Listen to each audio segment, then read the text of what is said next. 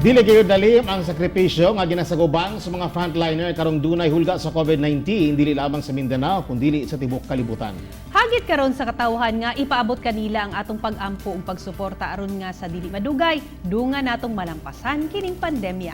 Ang kooperasyon lang sa katawan igo na kuno nga baylo sa ilang dakong sakripisyo.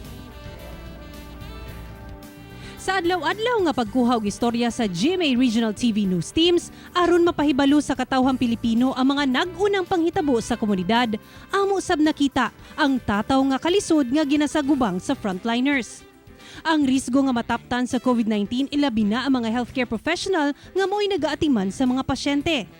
Ang mga kapulisan o kasundaluhan nga maoy nagpabiling nagbantay sa palibot samtang ang katawhan anaa sa ilang mga balay. Ang mga empleyado sa mga supermarket, mga basurero ug uban nga padayong nagaserbisyo. Sa niaging semana, nagkahiusa ang GMA Regional TV team sa tibuok Pilipinas sa pagpanguna sa Vice President and Head sa GMA Regional TV nga si Oliver Victor B. Amoroso nga ipakita kanila ang among pagsaludo ug pagpasalamat sa ilang sakripisyo. Ang GMA Regional TV dagupan sa North Central Luzon gikan sa Balitang Amyanan. Ang GMA Regional TV Bicol sa Bicol Region. GMA Regional TV Cebu sa Central ug Eastern Visayas alang sa Balitang Bisdak.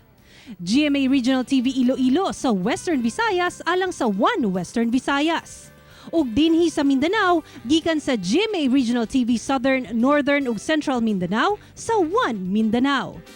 Kami, uban ang tibok pwersa sa GMA Regional TV, among kinasingkasing nga pasalamat ug pagsaludo sa tanang frontliners.